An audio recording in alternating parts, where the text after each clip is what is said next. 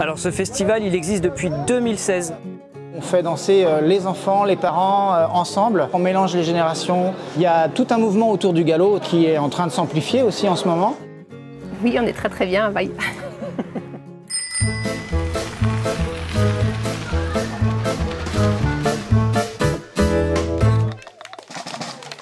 Donc je m'appelle Nicolas Rosé, je suis le président de l'association La Bouèze, qui est co-organisatrice du festival Vaille à Vaille du Bruit.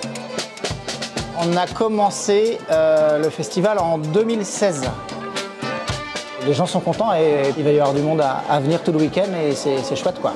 Qui est arrivé premier de la parade? Ah. Sans plus attendre, Yvan, est-ce qu'on pourrait applaudir notre Yvan qui donne les prix mais qui en plus va les chercher? Alors ce festival, c'est la 6e édition parce qu'il y a eu une interruption en 2020 bien entendu. Il y a eu une demi-édition l'année dernière en 2021, mais oui, là c'est la 6e depuis 2016 qu'on est accueilli à Vaille-sur-Sèche. Alors on est une association qui s'appelle Les Guerres qui avons à cœur de faire vivre le galop et toute la culture de Haute-Bretagne. Nous on est essentiellement musiciens à la base, donc c'est par ce biais-là qu'on s'exprime. Et puis au-delà du galop, on a une amie qui a des attaches et des relations un peu partout en France. Donc depuis le début, tous les ans, on fait venir une province différente de France. On a eu le Limousin, le Poitou, le Berry, le Quercy et là enfin, on les attendait en 2020, en 2021, ils sont là en 2022, les Normands. Et c'est l'occasion pour nous de faire découvrir aux gens qui nous suivent d'autres traditions orales, d'autres manières de jouer de la musique, d'autres manières de danser. On fait des stages à la journée autour de la danse, autour de la musique, autour du chant, autour du conte aussi.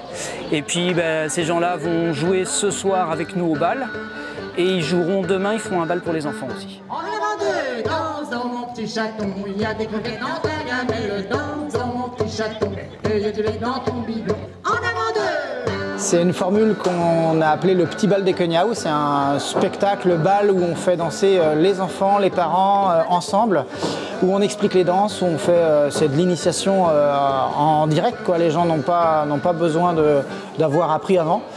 À la base, on a fait ça parce que pour un petit peu désacraliser tout ça, il y a plein de gens qui vont dire ah oui les danses bretonnes, ah oui mais je connais pas, je peux pas y aller.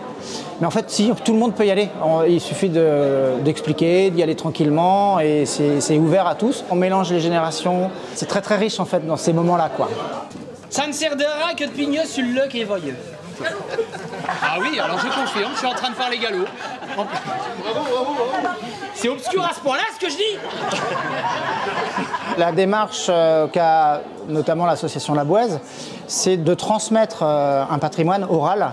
Donc ça passe par la langue, par le galop, mais par le chant, par la musique, par la danse, par les contes. Et il y a plein de choses qui ont été collectées localement et qui ont été transmises de manière orale. Et notamment la façon d'animer. C'est de l'interaction avec les gens et dans la culture traditionnelle de Haute-Bretagne, il y a beaucoup ça. Et ben oui, on est là pour passer un bon moment, faire la fête et c'est chouette quoi. Il n'y a plus qu'une hirondelle, que les filles sont belles du nerf. Il n'y a plus qu'une hirondelle, que les filles sont belles. Il n'y a plus qu'une hirondelle, que les filles sont belles. Dans le principe du festival, on met en avant notre culture traditionnelle, mais sans avoir des œillères. Et donc on invite à chaque fois une région. Des fois, la culture bretonne peut avoir une image un peu fermée. Et nous, on a vraiment voulu faire ça en se disant, bah si, venez voir, vous allez voir, on passe un bon moment. Et puis il y a plein de choses à partager ensemble, quoi. Expression à Thérèse. Qui est Thérèse? Bah, Thérèse, c'est ma maman et je crois bien qu'il y a des expressions qui sont que à elle. Ah. Elle me dit, mais si, ça se dit. Je lui dis, non, maman, il n'y a que toi qui dis ça. Donc chaque année à Vaille, je vous les propose et vous me dites si ça se dit chez moi ou alors non, ta mère déconne sec. Il y a tout un mouvement autour du galop qui est en train de s'amplifier aussi en ce moment. Nous, au niveau de l'association, on a par exemple signé la charte du galop. Il y a des communes, par exemple Argentré-du-Plessis, et ils ont signé la charte du galop. Il y a plein d'autres communes autour de Vitry qui ont signé la charte du galop. Donc nous, on défend la mise en valeur du galop sur toute notre zone géographique en Haute-Bretagne, donc tout l'est de la Bretagne, notamment par le biais d'un programme bilingue français-galop.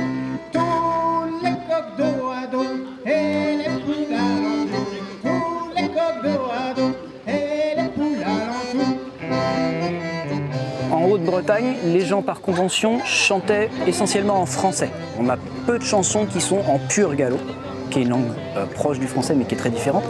Par convenance, on chante en français. Et du coup, le fonds de chansons francophones, il a essaimé partout en France, dans toutes les provinces. Et comme c'est de la tradition de bouche à oreille, il y a des variantes qui se sont créées. Ce qui fait que sur une même histoire type, tu peux avoir des dizaines de variantes. Ça, c'est une première chose. Donc tu peux connaître sur la même histoire plein de façons de la chanter différemment, plein de mélodies différentes.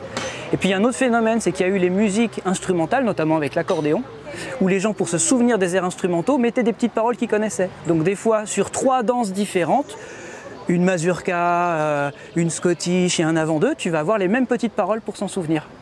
Encore une illustration de la variation de la tradition orale. Ce qui est très rigolo parce que des fois, tu dis tiens, on va chanter Marguerite ma petite, et puis si tu as une copine qui vient du Poitou, c'est plus du tout la même version, même si c'est les mêmes paroles. Bonjour, donc je suis Nadine Veine-Leblay, adjointe à la mairie d'Availle-sur-Seiche.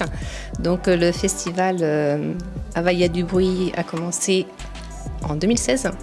Donc suite à la demande des festivaliers qui cherchaient un lieu pour faire leur festival. Donc on leur a proposé gratuitement de pouvoir s'installer à Availle, d'occuper la salle des fêtes, la salle des associations et le CRAPA, un environnement assez champêtre. Le CRAPA, oui, c'est un domaine assez verdoyant. On a mis des jeux en bois il y a une dizaine d'années. Donc c'est un espace, on est en bord de Seiche, donc agréable. Alors c'est un festival très familial, donc on a vraiment beaucoup de familles qui viennent. Donc soit le samedi, le dimanche, c'est une portée assez large en plus. Donc le vendredi soir, c'est un petit peu plus adulte puisque ce sont des chants contés ou des histoires contées en galop. Et le samedi et le dimanche, donc il y a plusieurs petites scènes. Donc le festival, ça apporte un petit peu de vie à la commune. Et dans le bourg, ça amène aussi de l'activité. Donc ils ont des manifestations où ils font interagir un petit peu le public. Et c'est vrai que dans la commune, c'est très prisé. Ouais. Oui, on est très bien à Availle. C'est très rural, hein. C'est un bourg très rural. Après, voilà, on n'est pas très loin de la Garge de Bretagne, on a 2 km de la Garge, donc on peut y aller à pied, on peut y aller en vélo. Moi j'habite à Availle, oui, j'habite à Availle depuis 2001. Et oui, on est très bien. C'est vrai que depuis 2016, la restauration du bourg apporte un petit cachet qui est mignon. On a une petite église du XVe siècle où on réfléchit pour la restaurer. On a une petite chapelle et c'est très vert, donc il faut aimer effectivement la nature. Donc moi j'apprécie beaucoup Availle par rapport à ces grands espaces naturels. Le dimanche, c'est la grosse journée familiale où il y a plein de gens qui viennent pique-niquer, faire une balade à Availle et qui sont surpris de nous rencontrer. On l'a fait à Availle parce que déjà le lieu est super et puis on trouvait que le pays de la Garge c'était sympa et puis on va espérer que le festival continue et qu'il y ait du monde à venir aussi et au fur et à mesure découvrir tout ça, quoi.